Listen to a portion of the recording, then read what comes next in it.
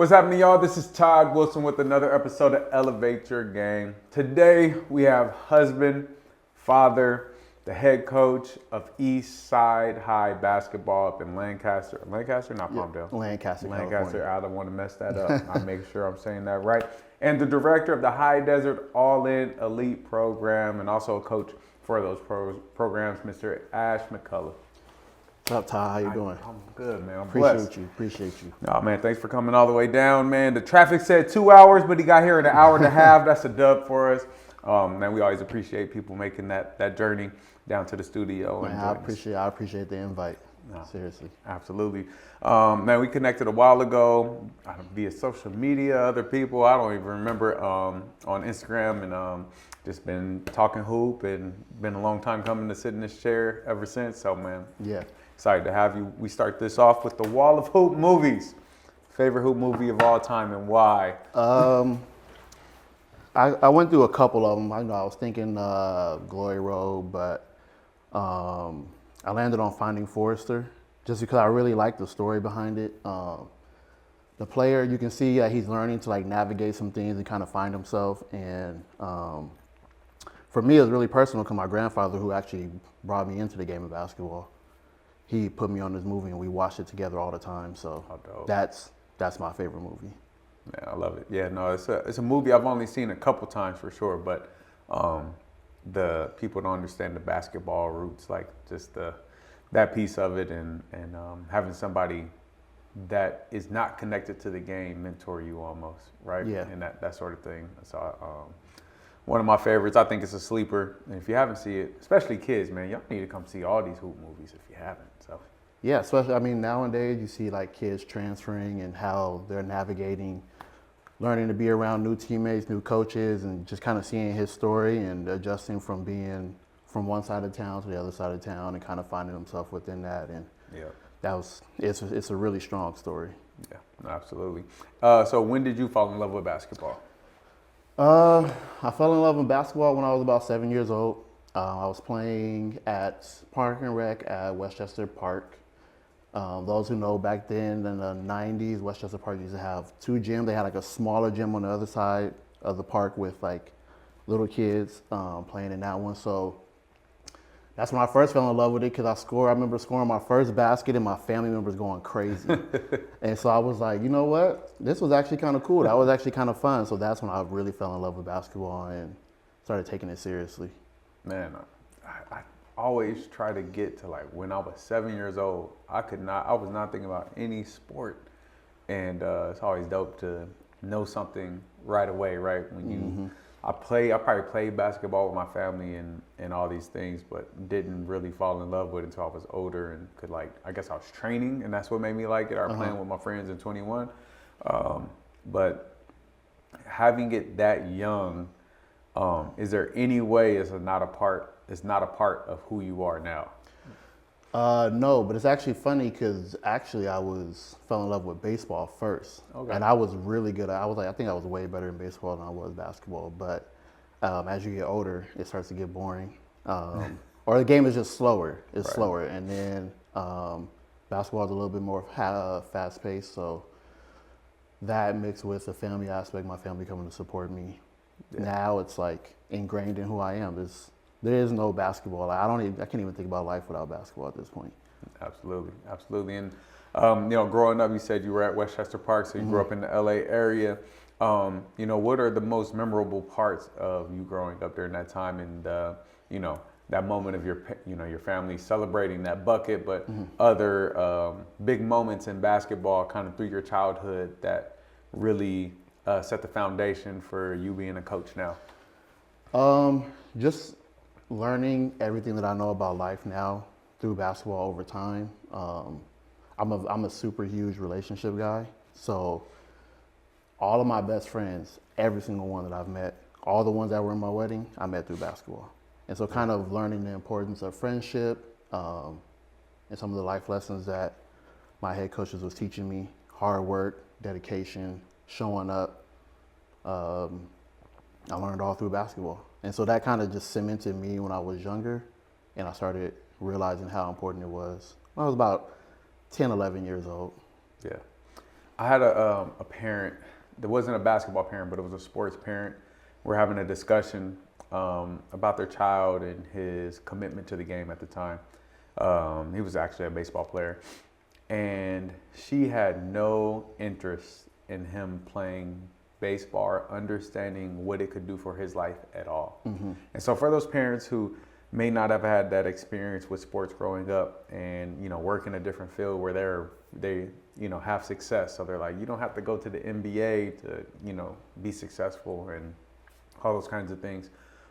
How are life lessons learned inside of a sport like basketball? Like you said, the hard work and commitment and all those things. Explain it to me as a parent who may be a doctor and like, hey, I didn't touch sports and I'm successful. How does basketball or sports teach you that? I think sports mostly, so for me, growing up, I was never the most athletic kid. I wasn't the best player, but I learned to get advantages through working hard. And I was kind of lazy. My mom she'd tell me I was lazy, but on that court, it was just different. And so when you find something you love and you really dedicate yourself to that, you can, like you said, those life lessons come through. And so for me, I learned you don't have to be the best at whatever it is, but if you can find different avenues to explore your passion through sports. So for me, like I said, mine was friendships. I love my friends, I love my family, and so I kind of leaned on working together and working as a team and learning those valuable lessons. At one point in my life, I've been in every single shoe. I always tell all my players, you guys think I don't know what you're going through right now? Like, I've been through every single thing. I've been the best player, I've been the role player, I've been second best player, I've been the bench player, I've been the person who doesn't get any playing time. I'm the person that coach kind of doesn't talk to. I've been all of it before, and I've learned how to navigate life through basketball. No, absolutely. I think it's important that whatever that passion is, right, for a kid, that parents are able to use that to help them learn those life lessons and being on the same page. And something we kind of touched on earlier is just having that connectivity to families, right? When I'm meeting with this parent, it's our first time really meeting about her son. Her son was doing fine all year and just lately's been off, right? And what I found is that we were all on a different page. We're like, hey, you're in our core. Our middle school program is for serious student athletes, so you want to be here. And then for the mom, it's like, I don't even care if he plays this sport. I just want him to get good grades and be successful. Dad was all about baseball. It needs to be about baseball. And so we're all at different odds with what's best for the kid. And I'm like, well, we all need to back up. Does he want baseball? Or is this what we're going to use to help teach him to make him a leader and do those kinds of things? And so that's awesome, like to have, like you said, you've been in a lot of those shoes to fill. And so I know your players probably connect with you, or you know how to connect with them on the back end, right? Yeah. How has it been able to recognize where a player is and connect with their parents, though, on that side? It's been tough at times. At times it's tough.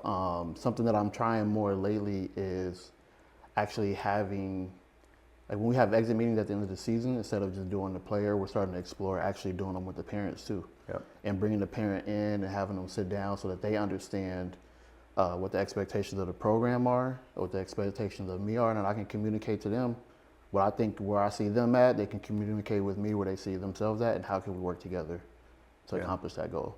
And that's been much more beneficial than just me talking to the player, because sometimes parents will come and say, Coach, you don't like my son. And I'm like, that's not true. I'm like, I actually love your son, but he does have to fix X, Y, and Z. So that's something that we're trying to do within our program that I think is going to be much more beneficial moving forward. Absolutely. No, I think being on the same page about, especially a kid, right? Like, I think it was different for us growing up. Like when we were in high school, we're kind of on our own. Like our parents were there, but they weren't involved like these parents are. Mm-hmm. And so having them included in those conversations about their expectations and what the basketball coach sees, is super important. Or even like you said, when we're growing up, like even if you have parents who were involved, you don't really see like that level of communication with the coach like you see now. Like I could always remember there's times, I remember one time I was like 12 years old and I'm sitting in the car and we had AAU tryouts, and this is kind of like when you started seeing teams branch off into like an upper team and a lower team. And I brought one of my friends in to try out and he got picked for the upper team and I didn't. And I'm sitting there and I'm like, and I just started bawling, crying. Like crying, I'm pissed, I'm sad, I'm trying to figure it out. And till this day, I can't remember my grandfather ever talking to my coach. Right. Like ever, not one time. It was always, okay, play better, figure it out, or go talk to him. Now my mom, on the other hand, she's, no, this is my, he's like, no, let him figure it out. Yeah. He'll figure it out. And you know, I think that's another lesson, like kids are resilient, man. Like if you give them an opportunity to figure it out, they will figure it out. But if you don't and you kind of hold their hand the whole time, you know, they never really get that opportunity to learn that lesson. Yeah. How tough is that for you as a parent? For me, it's easy. I mean, if you go to our AAU games, I let my son just go play. I don't even say a word. I think there was one time we were playing at 8 a.m. and he just wasn't playing hard, and I kind of like got on him in the car and I'm like, why are you not playing hard? And I kind of got in on him a little bit, but for the most part, for me, it's easy. I want other people to coach him. Yeah. I don't want to coach him. I don't want, if I do coach him, it'll be in high school. Right. And so I don't want to coach him. But my wife, on the other hand, sometimes I'm like, who is this lady sitting next to me? I'm like, I'm not even with her. She played, I think the highest level she played high school. I know for sure she played JV because she always tells me the story about how she was on varsity, didn't like it, started playing JV because she was getting more playing time. So those stories we hear the most, but yeah, she's been around.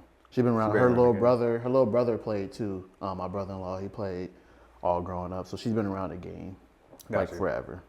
No, it's always, man, it's always important.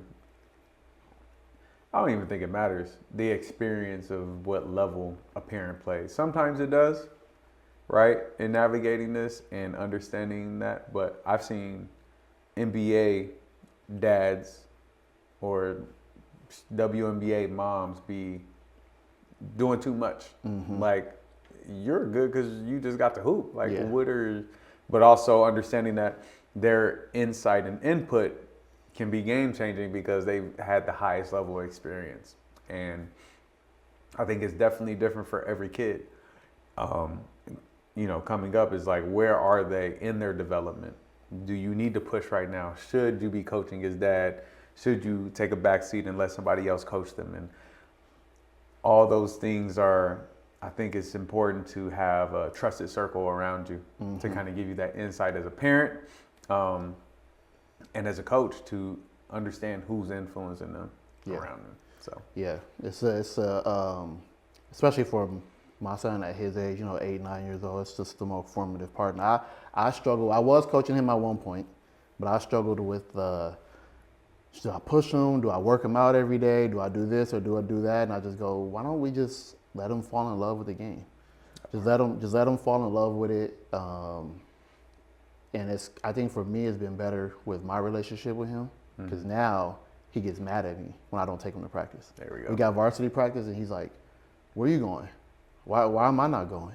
You know, and so my wife tells me, like, you know, you can't go anywhere now without him wanting to go. So it was a struggle in the beginning, but I think that's definitely the way we should be going as coaches and parents. Just let them fall in love with the game first. Yes, man, that's the biggest part. I constantly argue with one of my best friends about this process, and you know, he has young kids and he kind of sees what I do with my daughter. Like, just go have fun and be athletic.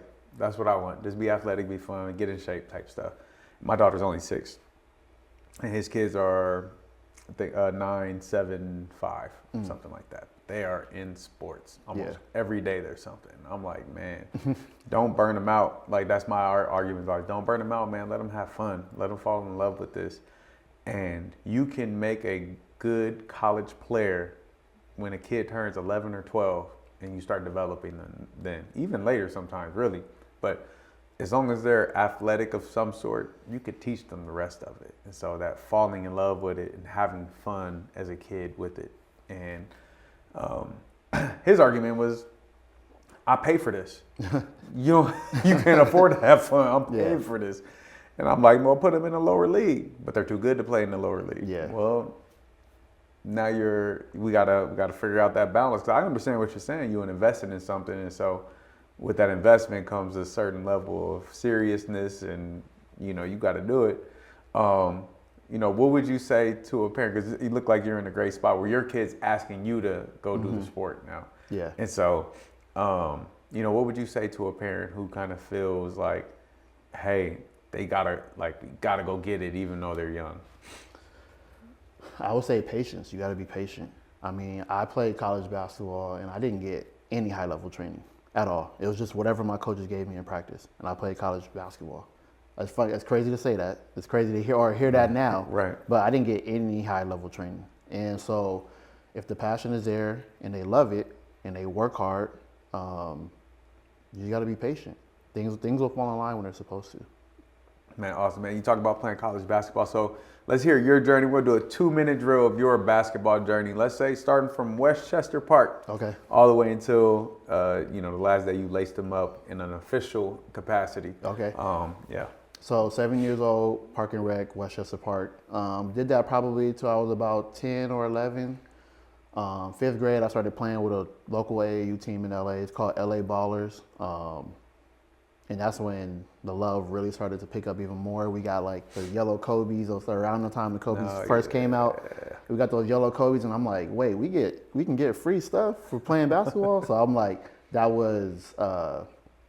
really started to make it fun then. So that was about 5th grade. Then I went to a small charter school called Community Harvest Charter School. It was in LA.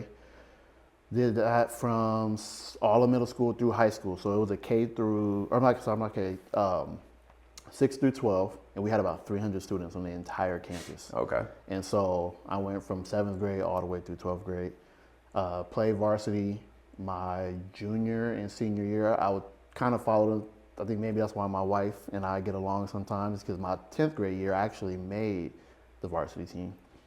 Backtrack, 9th grade I made the varsity team. Then I had bad grades, so I got taken off the team. 10th grade year, I made varsity, wasn't getting the playing time that I wanted to, so then I went down and played JV for the last 6 games of the season. Then my junior and senior year, played varsity basketball. I was back when the small school section they had back then in LA City, so we were in the SOSIS, Harbor Teacher Prep, that kind of division. So I was an all-city player. All-league, all-city player for small schools, and then I went to West LA my freshman year, and I kind of got a dose of reality of what real LA hoop basketball is like. So I'm leaving high school thinking, I'm like, yeah, I'm all-city. It's not a big deal. I can go play college basketball. It's not nothing crazy.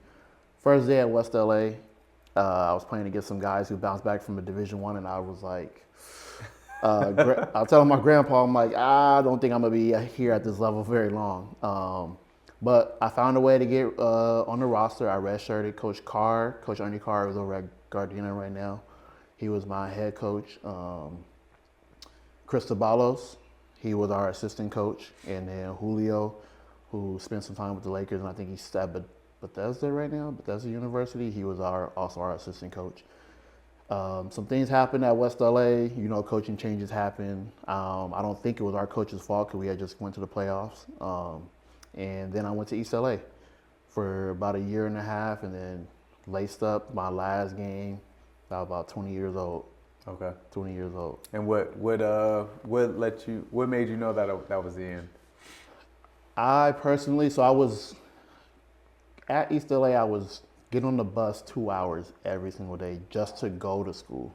Dang. 2 hours there, 2 hours back.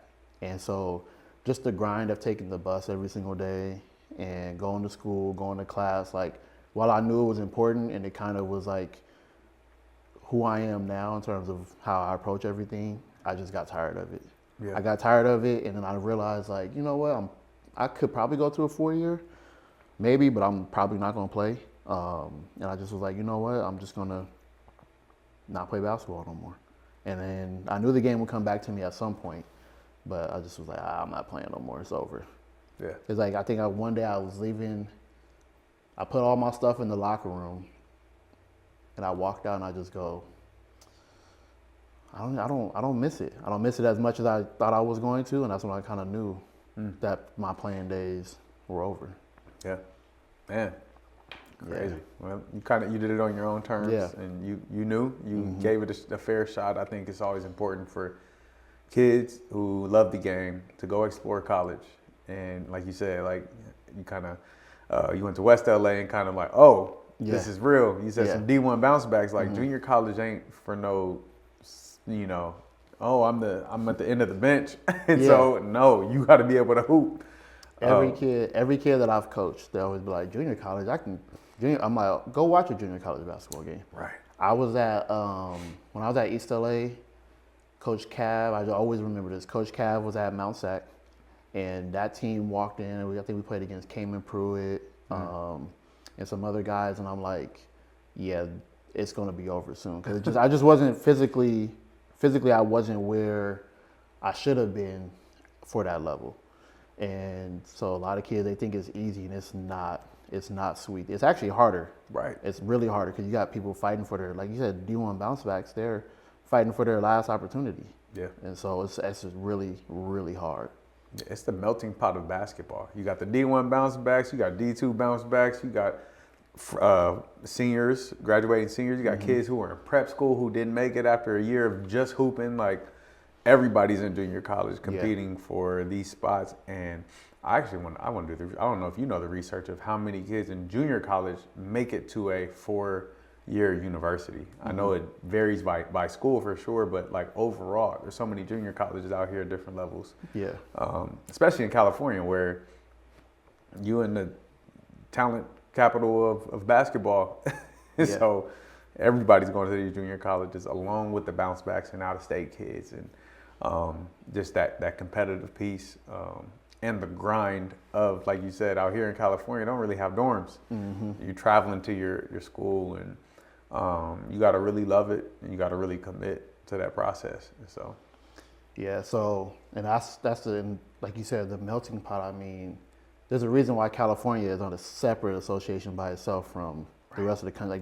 Like there's so many junior colleges, so many, and then like you take kids to see games, or even like I go watch local AVC, and I'm just like, it's crazy. It's crazy like how good the basketball is at that level. Yep, there's some good coaches in the junior college world, and it's a lot going on. So I like to highlight that part of your experience, like just being in junior college and that grind, and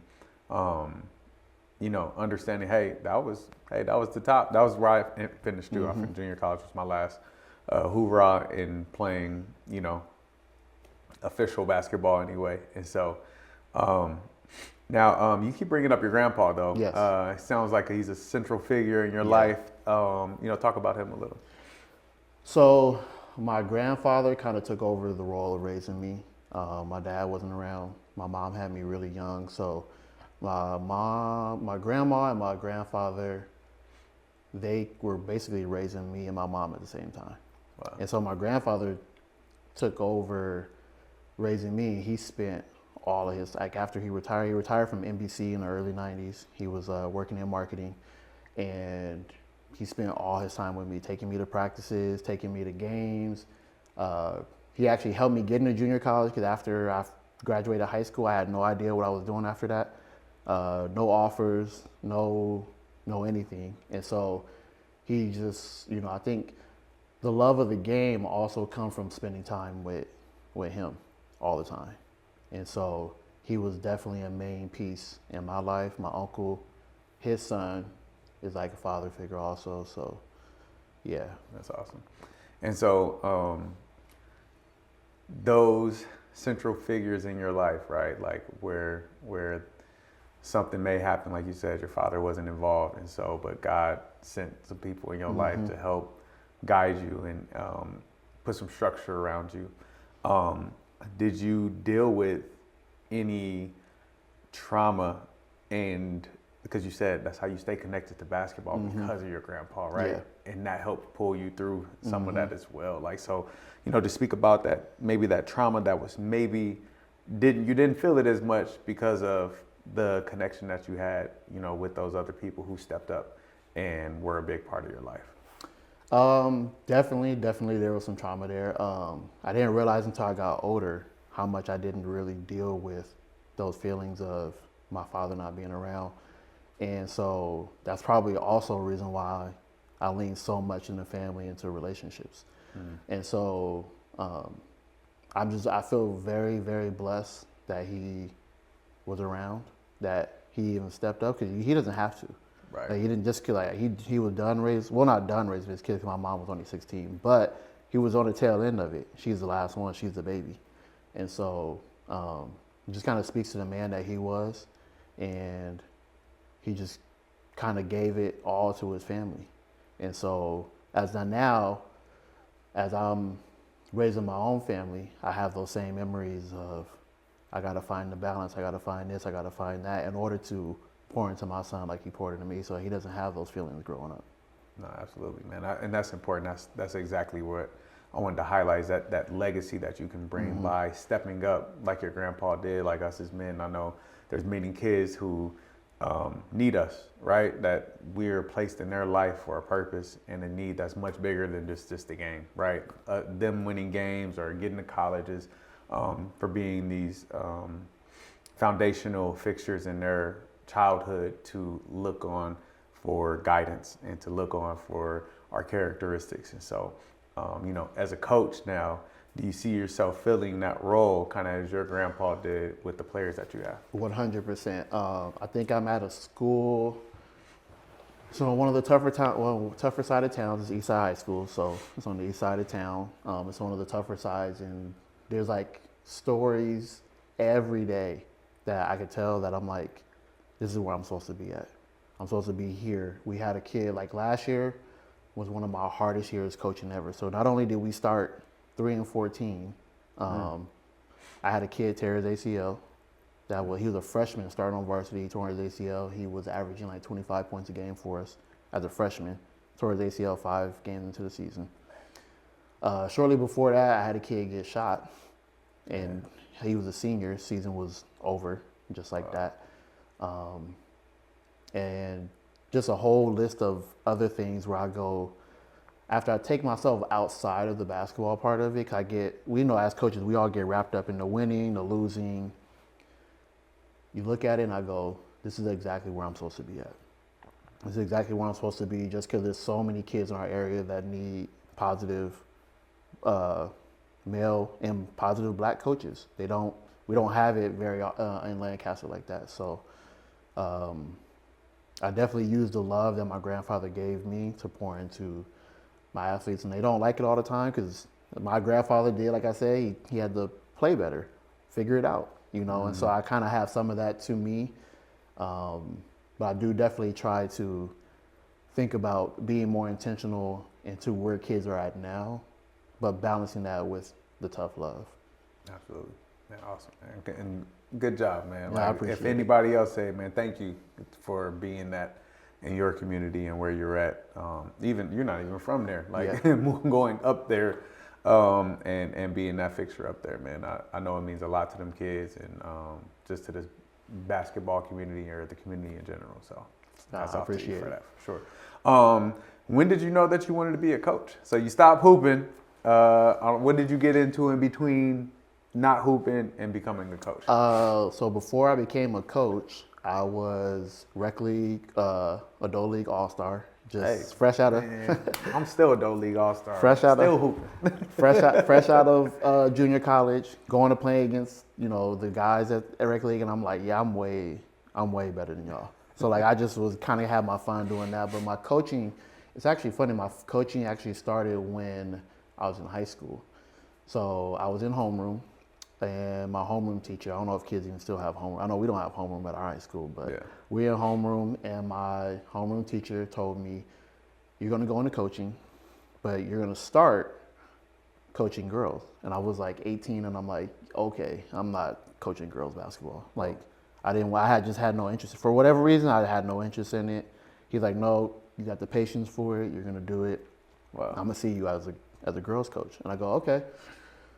I still walked out that classroom like, this guy is crazy. I love Mr. Pointer, but he's crazy. So between 21 and 24 years old, I kind of was just figuring it out, trying to see what I'm doing. I wasn't in school anymore after I stopped playing basketball, so I was just kind of figuring it out. I met my wife. She talked me into moving into Lancaster because she grew up in Lancaster. And I was just, as an LA kid, I was just like, I'm not moving out of LA. I'm not doing it. But I eventually did. And so I got a job, I got a job in probation. I was working as a juvenile correctional officer in probation. And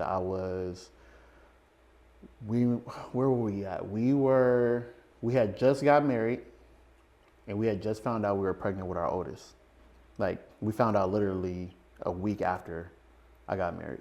So like, we got married in July. 2 weeks, like a week and a half later, we went on our honeymoon. And then like a couple of days we got back from our honeymoon, she just was like, something doesn't feel right. And I'm like, oh, okay. And then she took a pregnancy test and found out so now I'm like stressing, like I gotta figure out what to do to take care of my family. And I had been going through the probation process for about a year and a half, hadn't heard anything. And then about a week after that, I got the call to go to the academy. Oh, nice. And so that was in like August. So now we get to the coaching part where in October of that year, where me and my wife were at ultrasound. And this is a crazy story. I promise I haven't told nobody this story very often. I just don't think people would believe me. We're at an ultrasound and I'm talking to my mom about my new job. My mom came up for the ultrasound. I'm talking to her about it.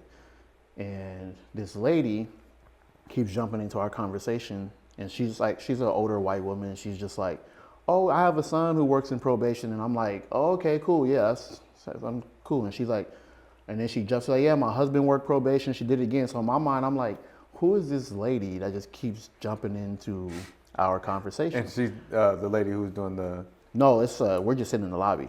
Oh, wow, okay. Yeah, we're sitting in the lobby. I mean, I'm just talking to my mom while they're getting my wife taken care of before we went back there. And she's like, yeah, I just had a son. She said, I had a son who just came back from up north who's teaching. And my other son's working probation. And so I eventually engaged in conversation with her. I was like, okay. And so we started talking about probation. Shortly after that, I started coaching the YMCA. I just didn't like it because I didn't like the 5 in, 5 out subs, one practice a week for 45 minutes. Didn't like it. Right. So my wife was like, why don't you get into high school? I'm like, all right, I'll try it. Emailed every single coach in the Lancaster, Palmdale area. Every single high school coach. One person responded. So he calls me at 6:30 in the morning. I'm just getting off work. I was working the night shift in juvenile corrections from 10 p.m. to 6 a.m. So he calls me at 6:30. He's like, hey, I got this job. I'm looking for a coach. You want to come out? And I'm like, yeah, I'll come out. I'll come check it out, see what's going on. So I went immediately, like 3:30, right on the dot. I was there waiting for him. And he didn't tell me what level. He just told me he had an opportunity to coach. It was girls basketball. Mr. Pointer. Yes, and so I'm thinking, I'm like, okay. I'm pretty sure he didn't want to tell me it was girls basketball because a lot of people, for whatever reason, don't like starting off in girls basketball. So eventually I took the job. Full calendar year, so we went through season 1. We come back around to season 2. We're playing at Brentwood's tournament, and I run into Mr. Pointer. And as soon as I see him, he goes, I told you. Didn't I tell you? And I hadn't seen him since I graduated when I was 18, so now I'm like 26 years old. During that season, my head coach, he goes, hey man, I'm going to go get my mom from the parking lot, watch the girls, I'll be right back. I'm like, all right, cool, I got you. He walks in, it's the same lady from the lobby. And I'm like, there's no way. There's no way. And so I sat on that story for 2 years before I told anybody. I didn't tell my head coach, my wife, I didn't tell nobody's gonna believe that happened. And so he was the correctional officer? No, her son. The other son. The other son was the correctional officer, which was his brother. And I was just like, there's no way.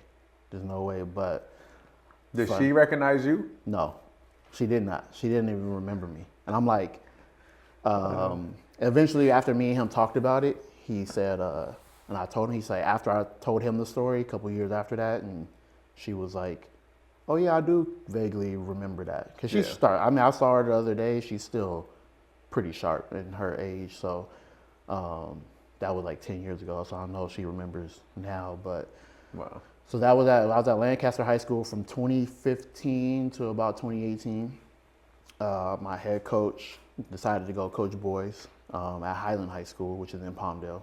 I went with him as an assistant. I should have stayed because our girls team won state championship the next year. So I'm like, that always kicks me. And I'm like, dang, we should have, because the girls wanted me to stay. Because most of those girls that was on that team I started with them when they were JV in 9th grade. So they wanted me to stay, but I'm like, this is an opportunity to coach boys. Like, I gotta take that opportunity. And then while I was at Highland, the coach at Glendale College, who's coaching women's currently right now, he offered me a job. And I was like, right now is not a good time. The probation facility in Lancaster was currently closing down. I was transitioning to Sylmar in the Valley, and my wife was pregnant with our youngest. So I'm like, I can't go and commute I was already commuting, but I couldn't be down there for 16 hours a day and away from her. So he was like, all right, we'll talk again, whatever. Next year, he's like, hey man, I've been holding the spot for you. And I was like, all right. So at the time, my head coach, he was also transitioning out of coaching, and the school had asked if I would stay on. And he's like, well, he's kind of wrestling between coaching, going to college and here, so I'm not going to tell him, because if I tell him this, he's going to stay at the high school. Right. And so I made the decision to go to Glendale. When I got to Glendale, that coach talked me into getting my master's degree.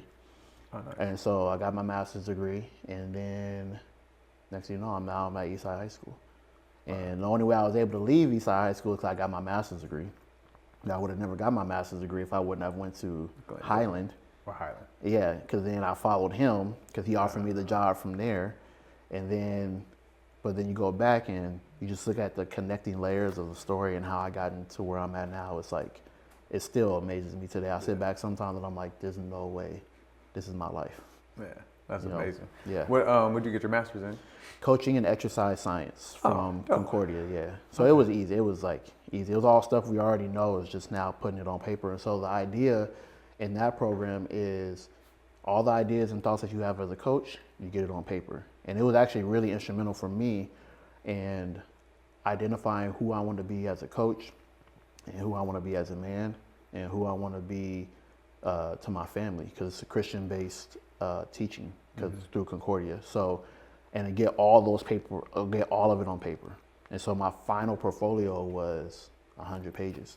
You got a book? Yep. About who I am, how I want to handle my coaches, who I want to handle, how I want to be ethically, morally, everything. Like everything that you need to You publish it? No. What we waiting on? I probably should. Nah. Yeah. We probably should. It's easy now. Yeah. Yeah, you already got it written down, and you probably can add to it. Yeah. And kind of be your biography of your coaching life, man. Yeah. Absolutely. And so the idea is, and then the final idea with them is, you walk into any interview and you can just slide it in front of the administration and be like, this is who I am. You have any questions about anything I said in the interview, this is who I am. And I was able to do that when I interviewed for Eastside. Like, I kind of had an idea I was going to get the job, but I was just talking about everything that I planned on doing with the program. I came in prepared. I watched every single league game. Before I walked to the interview from the previous year, I was able to say players' names. I knew we had a team that was ready to win. And I'm like, this is what I'm going to do fundraising-wise. This is what I'm going to do with parents, X, Y, and Z. And then the final thing was, if you guys have any, I used the same exact thing that they said in the program. If you guys have any questions about who I am, here you go. It will match exactly what I said. And love that. 2 hours later, I got the phone call. They were like, hey, we want to hire you. That's it. That's how I ended up at Eastside. Man, I love the preparation. I love that master's program. Yeah, I'm gonna check it out. Yeah, that's kind of cool. It's fairly inexpensive too. So it's a really good program. Man, that's dope. And so, how long have you been at Eastside now? We just concluded our third year. So I've been here for 3 years, heading into my fourth season next year. Teaching third year, and Hopefully, by the time this airs, I will get good news. I'm pretty sure it's going to work out, but they're promoting me into academy coordinator position at the school where if I do, it's an education academy, and the idea is the students come through the program as ninth graders, and by the time they graduate, they'll have credits going towards an education degree, social work, counseling. Nice. And so like that'd some be dual enrollment courses for college. and we're trying to get dual enrollment too. So, but it's an academy program, and then I'm looking to take on that position. I'm pretty sure it's going to work out, and if that happens, and This is airing next week. okay, well, I probably won't know by then, but We can step it back. Yeah. but no, but I mean, to be honest with you, I'm pretty sure. Yeah. I'm pretty sure it's done. Like everything is, we're just waiting for the district to fly the job so that they can say it's mine. So Gotcha. yeah, it's gonna be really good, and I'm looking forward to staying at Eastside for a while and hopefully retiring my wife in about 12 months. Man, ladies, that's did the you goal. hear that? That's the goal. That's the goal. That's awesome, man.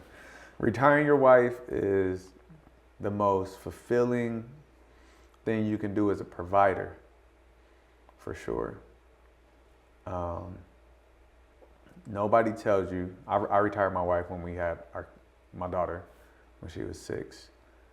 Or she's 6 now. 6 years ago. Sorry, not when she was 6. 6 years ago, and the biggest part, the other end of retiring her is making sure she got a hobby. Mm-hmm. Make sure Yeah. she stay with it. You know what I mean? Yeah. Because just like anybody, you're doing something every day. And I think my wife is finding hers and figuring it out. But for a while, it was just like, taking care of the kids. Yes, that is more than a job. Like, amazing. I'm so glad my wife was home. But also, hey, what's for you? Like, go back to getting something for you too. And so just, have her start thinking about that, because it changes because you have kids, the kids are at school and all these kinds of things, just on some real life stuff. Yeah. And so, yeah. And I think she really has a love for doing weddings. Like, she likes to be a wedding coordinator, but she doesn't like to be in charge of it. She just likes to be the assistant that comes and helps out, gets to smile, take pictures with the bride, do stuff like that, and kind of help her. She really loves that stuff. So she has her hobby. It's just about, I gotta do a better job of like forcing her to do it more often and not worrying about us and the kids. Yeah. We know that we can't force our wives to do anything, so we just stuck in mud. So. Yep. So, but she at this point in our life, like, she deserves it. Like I said, I was working for 7 years in probation graveyard shift so that I could coach during the day. And so I was literally coming home, sleeping at like 6:30 in the morning to about 10. Me and my oldest were kind of not sleeping together. Like, she would leave, go to work, and I was just with him all day long. Man. And then I would go coach from 3, and I was like super, super dedicated. I wanted to be a head coach, so I was at practice with the girls from 3 to 7:30. And then I was coming home for an hour and going right back to work at 10. And so we're at the point in our lives where, like, I think we're going to be able to make that happen soon. So that's awesome, man. Yeah. Congratulations, man. No, I appreciate it. No, absolutely. That's dope. And then you've been with West Coast Elite, now All In Elite, for the last 5 years. 5 years. 5 years, man. What's your experience with? How'd you get connected with Ryan Silver and that whole program? And you guys doing big things up in the high desert. Yeah. So I got connected with them. When I was working at Glendale, coaching there, and I took the job in 2020. Literally right before the world shut down, like a week before COVID shut everything down. I had just accepted the position. We had just finished high school season. So I had nowhere to coach. We had no idea when basketball was coming back. And so they have an assistant coach there at the time, Malik Bray. He's now the head coach at Santa Monica College. And he's like, hey man, look, if you want to get into coaching, come coach with me at West Coast Elite. And I'm like, all right, cool.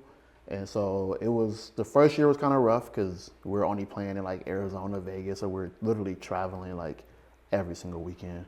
So that's how I got connected with them.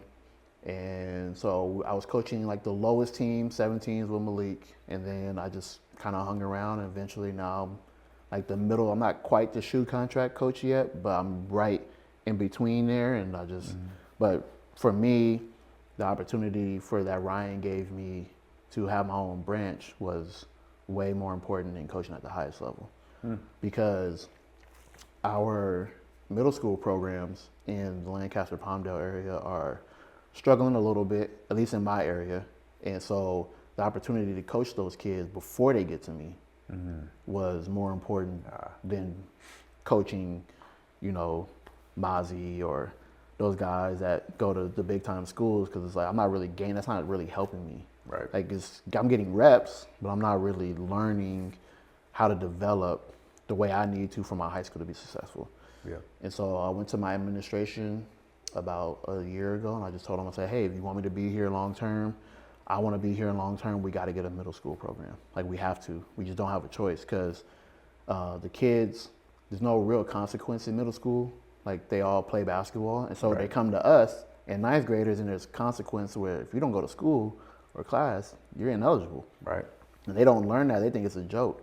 And so I was like, I got to start programming them when they're in middle school so that we can be successful. Because if we don't, then I'm going to spend 2 years programming them. We're going to have years like we just had last year where I was 3 and 14 to start.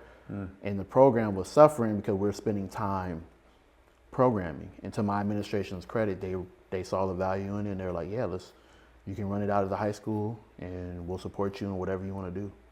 How do you get that type of support from administration? What do you think you did, or what does it take? Because you hear about a lot of barriers, both in public and private, with the administration. How do you think you bridge that gap? I think I'm blessed in the sense that my athletic director, he's still the current coach on campus, so he gets it. He understands the climate. He's been around the high school for about 20 years.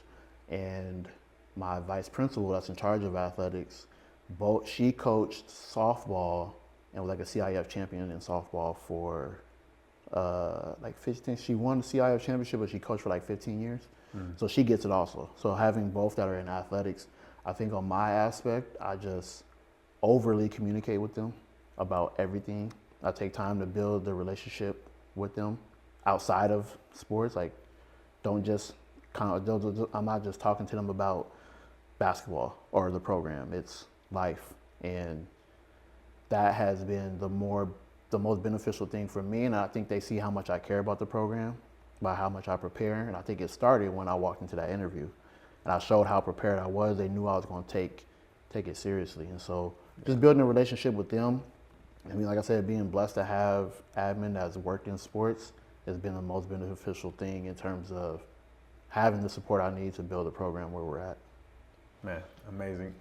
In and throughout your journey, especially through your, I'm gonna say your professional coaching years, right? Building to where you are today, where you're the head coach of a program, a director of an AAU program, you've had to sacrifice. Talk about what you have been willing to sacrifice and what you have not been willing to sacrifice during that time. I think I'll start with what I have not. I think in the beginning, when I was younger and more selfish, I was willing to sacrifice whatever. It didn't really matter. And so there was nothing that I would not sacrifice. Now that I'm getting older and I'll be 35 in May, I'm starting to understand the importance of not sacrificing everything. And so the main things that I sacrifice is I don't really spend time. I talk to my friends like when we're playing video games or we're playing 2K or whatever, but if we have, like they have like big things going on, like a baby shower, birthday parties, I'll pull up. But I'm not really there for the week in, week out hangouts. Yeah. I'm not really there for, I'm at the high school literally from probably 7:30 in the morning to like 8 o'clock at night most times. Just so I'm willing to sacrifice not playing video games, not doing whatever it is to get to where I wanted to be at. And so I think a lot of people think that you get to where you want by just showing up, and that's like not the case. Like you're gonna have to sacrifice something. And for me, all the extracurriculars, like no matter what it was, I was willing to sacrifice any of it. And then even family time. I mean, I spend time with my wife and my kids, but like I don't really go to family gatherings. If we have a basketball tournament, I ain't going. Like it's really just that simple. And I think I learned that from my grandfather. He kind of nurtured that when I was younger. Like one of my biggest memories I remember, I was 13 years old. My mom was having my twin brothers, and they were like, "We got to go to the hospital. She's about to have the babies." And I'm like, "I got practice. They'll be there when I get Right. done. Like I'm not gonna be able to go see them anyways."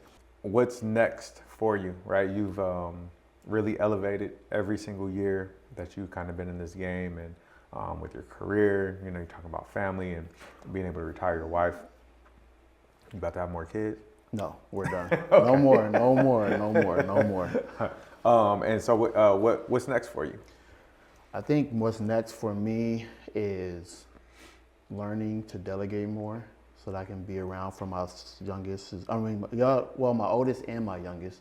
My youngest don't want nothing to do with sports, so he's just at home on the tablet all day Right. long. But just so I can be there for my oldest as he is starting to get more serious about basketball. Some of the steps that I'm taking to learn how to balance that is our football coach who just got hired, Spencer Hagan, he just started a coach's Bible study Oh, nice. on our campus. And so it's me, him, and a couple other coaches, and so we just get together. Actually, tomorrow, I think it's tomorrow, our next meeting, we just kind of read and talk about, but it's the Bible study through coaching. And so I've been seeing more where I can kind of take a step back from being in charge of everything to kind of lean more back into now that I've made the sacrifices to be with my family. Awesome. And so that's where we're headed. That's where I'm headed next, is being more intentional about spending time with them now that I've kind of gotten to where I wanted to be at. Yeah, God will honor that. That's something I've never been willing to sacrifice since I had kids. Mm-hmm. Is I stopped training in the afternoons. I stopped coaching. I haven't been on the bench for high school since my daughter's been born because I don't want to give up that time. Yeah. And God has honored it. You know, He's given us provision and seen us through. And times get tough, but overall, it's been a positive thing in my life, and people respect it. You know, I only train in the morning. Like, if you want to work with Todd, you know you got to wake up 6 a.m., 5 a.m. I used to do 5 a.m. whatever. I'll wake up, train whenever, but I don't do afternoon sessions because I'm gonna be with my kids until my son turns 5. I won't be on a high school bench until my son can like sit and practice with me. Yeah. That's where I need to be, where they both can sit and practice and, you know, not be a distraction, but be around me because I think that time is valuable. So hats off to you, man, and you're doing it at the right time as your son's coming into his own. So Yeah. man, you're on that path. Yeah. You're on that path. It's man. not easy. It's not easy because there's times. No, it's not. There's times, like even last night I went to, our varsity was they're starting to pick up their AAU stuff. And so my JV coach was taking over, and he's been coaching for a long time, so I know he knows what he's doing. And I trust him. But I told my wife I was gonna be home at 8:15, and it's like 8:10, and I'm like, oh my God. Luckily I live 2 minutes from the high school. Like I could literally hear the football games on Friday night from my house. Oh, That's wow, how close I am. But I was just like, okay, I said I was gonna be intentional about this. I need to leave now. No matter what happens afterwards. And I had players reaching out to me like, Coach, can we get some work tomorrow, or can we do this? How come you didn't stay? But it's just super, super, super important. Yep, absolutely, man. That's going to carry you more through your career than anything, is keeping that connection with your family and being present. Mm-hmm. Just literally being there. Like, my kids just want me at home. Sometimes they don't even pay attention to me. They just want me at home. Mm-hmm. So, man, awesome journey. Yeah. Thank you for sharing your story, at least pieces of it, man. Mm-hmm. Your ability to adapt and get to that next piece of wherever you want to get, man, has been amazing. So, man, thank you for sharing that. Of course, I appreciate it. Awesome, man. We're gonna get to the next segment, my Rushmore. All right, man. You had like 3 favorite hoop movies. Yep. We're gonna do the top 4 basketball players in a movie. Your top 4. Okay. All right. So who you got? Number 1, obviously everybody knows the GOAT, Jesus Shuttlesworth. Like, I know it's controversial, but I think Jesus Shuttlesworth is the GOAT. I think Jesus Shuttlesworth is the GOAT. Jamal from Finding Forrester. I think he was just super smooth, and Cruz from Coach Carter. I don't know why.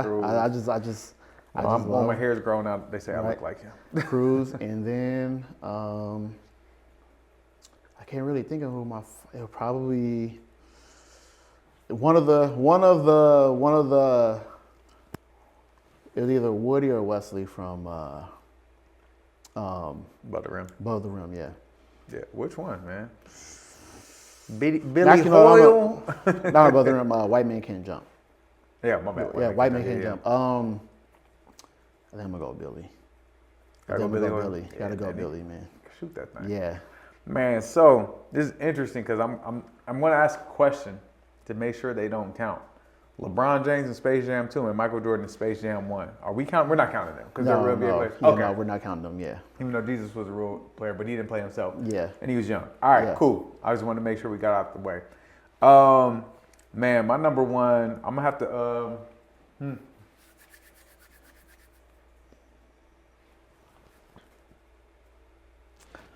I think I'm going to have to go with, is this our favorite or the ones who could actually hoop? You saying who could actually hoop? Those could be your favorite too. I'm going Shep. Okay. From Above the Rim. Okay. Man dropped 40 points in 3 minutes. Yeah. In the game. Yeah. Christian Juzang pointed out to his ladies on the show. So I'm going to go with Shep, man. That boy could hoop. And he hadn't played in like 20 years and he still had it, man. Yeah. Like, he went out there and gave them dudes buckets. No basketball clothes on. Just went out in the the hoop. corduroys, long sleeve, Yeah. and number 52 was on his team twice somehow. Mm-hmm. So, yeah, man, I like Shep on Above the Rim. All right, we'll go with Jesus Shuttlesworth. He was nice. You know, I mean, all we really saw was him giving his dad buckets. Yeah. But that's cool. We'll let it go because, you Yeah. know, we know he could hoop. Man, I'm going to go with Malik Wright in high school off of the, Monica Wright. What's his name? Is his name Malik? What was his name? Love and Basketball. Why am I tripping on his name? It's Monica Wright McCall. Quincy McCall. Quincy there you go. McCall, Quincy yeah. McCall. There Yeah. he goes. Man, he could hoop, man. Yeah. He was SC to the pros, you know, until he busted his knee up. But, man, he had a smooth game for the 80s. Like, he had that 80s style game. Yeah. I like this game. And, I think we'll have to go with Penny Hardaway's character in Blue Chips. Such an underrated movie. People do not talk about Blue Chips. Before its time. If it came out today, they'd be like, oh. Yeah. Right. Yeah. Yeah, I think they should probably remake it. I think that'd be dope to remake it with the NIL and this space and kind of give people a landscape, a view of what the college landscape is now. Matter of fact, let's do that. Let's remake Blue Chips. Yeah, don't put that on the show. I don't want to take that idea. No, you don't have to really take that out. You're good. That's a solid 4, man. Solid 4. I think this is a good argument piece all the way down. A good barbershop talk for sure. A lot of good hoopers. We didn't even talk about what's his name, the Ghost in Six Man. Yeah. You know. Yeah. I've been looking for that movie on DVD for the longest. It's not anywhere. I couldn't find it anywhere. Maybe I'm just not looking. I have it. I have the original though, Yeah. like from back in the day. But that's interesting. I'm gonna hold on to it then. Underrated. That's a definitely underrated movie too. Like a lot of people don't talk about the Six Man like ever. Funny movie, man. I love it. Funny movie. Our next segment is Fix the Net. So a misconception about yourself that you want to make straight. Okay. A misconception about myself is I'm actually very approachable. A lot of people say when I'm in the gym I'm not approachable at all. Or I'm scary. I get that on campus a lot when I'm walking campus. The kids say I'm intimidating. I'm like, You walk like Terminator or I something? guess so. I guess I'm like, but I'm actually, especially outside of basketball, I'm very approachable. Like I'm super, like, I can talk about almost anything. Not anything, but like I just come off as unapproachable sometimes. But I'm just very business. I think it's because I'm very business sense, and like I'm all like if I'm out doing something, I know what I got to do. I don't just leave the house just to like hang out. Or even on campus, like if I'm leaving my classroom, it's to go to the gym. I got to wash uniforms, or like I'm very focused. So maybe I need to be a little bit better on looking not as focused when I'm just walking around. But misconception is I'm actually very approachable. Yeah, Amen, man. Go ahead and fix the net, brother. There's a study out. There's a CEO who they were trying to figure out why sales were down in the company, and they had a consultant come in, and the guy asked, "How often do you go out and see the people in your company?" And he's like, once a year. I see him at the holiday party, and he challenged them just once a week to walk around and just smile at people. Yeah, sales went up by like 40%. Just seeing a leader go out for no reason at all, just to say hello. So some encouragement for you. Just definitely. Go out there and say what's up, without not on the business side of stuff, just saying hello. And I think they made him give one compliment to a person in every department, something like that. So something simple like that. Yeah, I'm gonna definitely implement that. I walk campus a lot, but it's just walk campus that one time to say what's up. I'm like I walk really fast and with intention, and so you're in a fraternity as well, aren't you?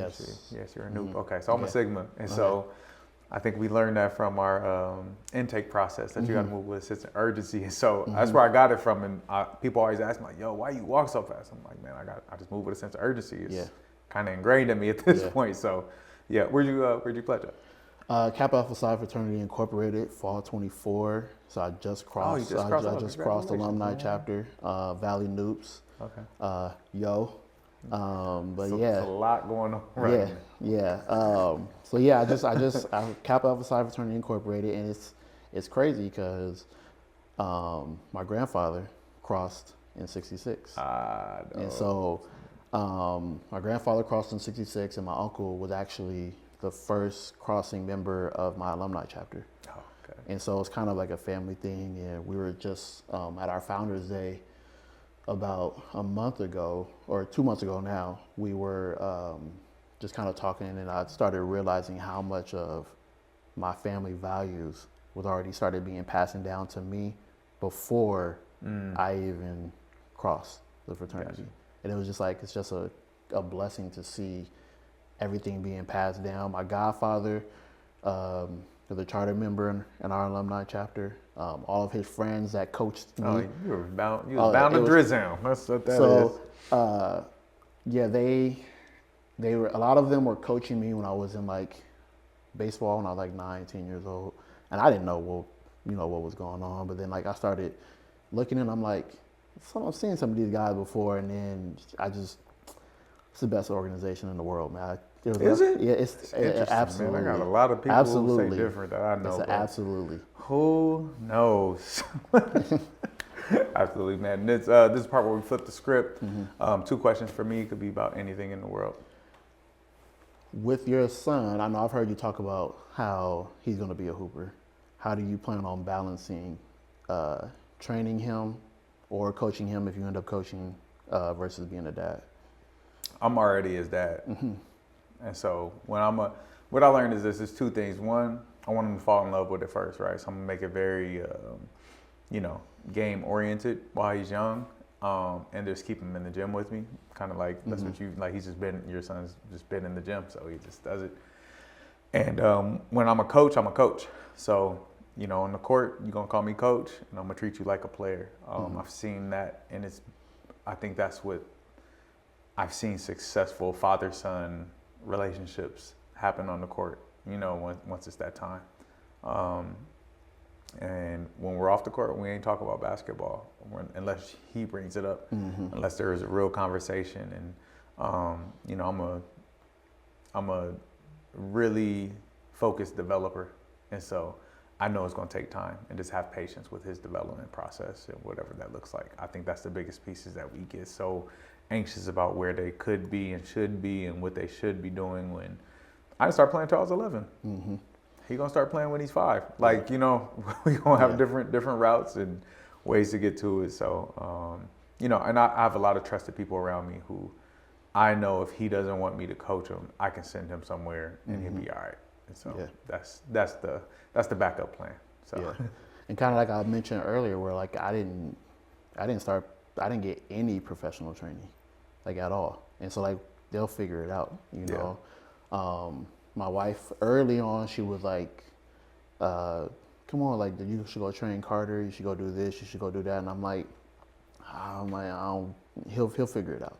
He'll figure it out. Like, he's only, he'll be 9. This is around the time I started getting serious, and like I played college basketball with no training at all. Right. And so I really do, like my JV coach coaches his 10U team now, just because I'm like, I can't do it because I don't want to damage the relationship. But like you said, just having trusted people around him is going to be, I know for me, it's going to be the biggest thing. Because I still watch, I watch the game and I'm like, come on, coach, like what are we doing? But I keep it to myself, I don't really, well, not really with him, just like some other people who have coached him before, but yeah. So. I'm definitely going to pick Chris Johnson's brain, right? Who's been a NBA trainer pretty much his son's whole life, right? And his son, like, he really took his time and developed him and let him become who he is. And their relationship seems great, just as father-son. And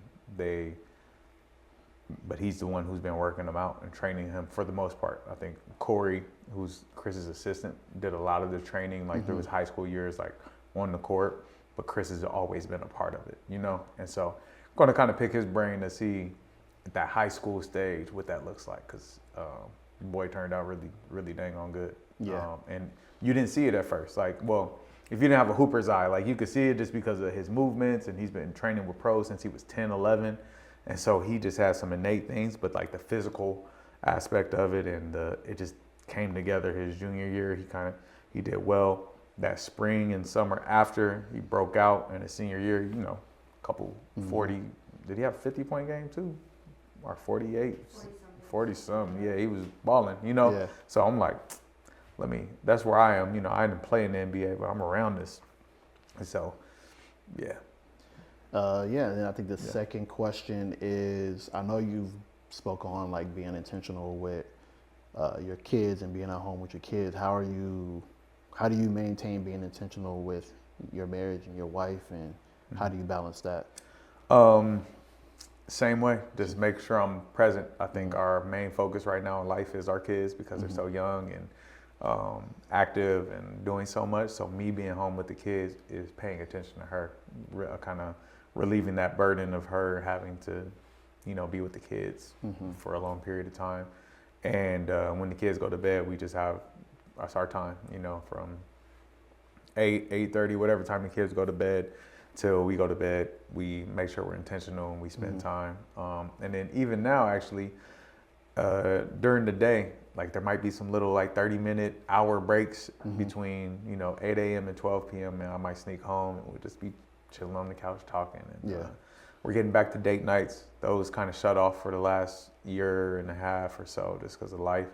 And so we're getting back to date nights, being intentional about those things, and even talking on the phone to her. So for some reason, everybody thinks I'm like busy all the time because of my Instagram feed. Yeah. Like, no, Bella posts for me. Like, thank you, Bella, I appreciate you. You make people think I'm busy. But like, I'm not as busy as I look. And so even my wife was like, I don't want to call you because you look busy, or I don't want to bother you. And I'm like, if there's anybody who could call me anytime, you can. I literally told her this like a month ago. So now she just randomly calls me, and so we'll be on the phone for talking about whatever. Yeah. And so just finding intentional ways about just connecting like that. Doesn't have to be it's not big gestures. It's the little things that you do every day that build that account.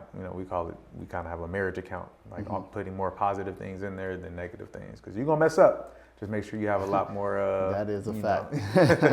Have a lot more positive deposits rather than withdrawals from that account. And I think we really focus on that. It's always kind of been our thing. It's like, this marriage comes before these kids. This marriage comes before our jobs. This marriage comes before everything, because this is what the kids see, and this is what kind of holds us up as a unit, as a family. So I think the last probably 6 months or so, especially since we were talking about the Bible study earlier, just like the importance of little things, like you said, just being on the phone. Like I think I called my wife about 2.5 weeks ago, just randomly during my lunch break, because I was just like, hey, what are you doing? And she's like, what's going on? And I'm like, Scared. no, I'm just like, what's going? I'm like, I was just seeing what you was doing. I was thinking about you, and then like seeing how excited she got.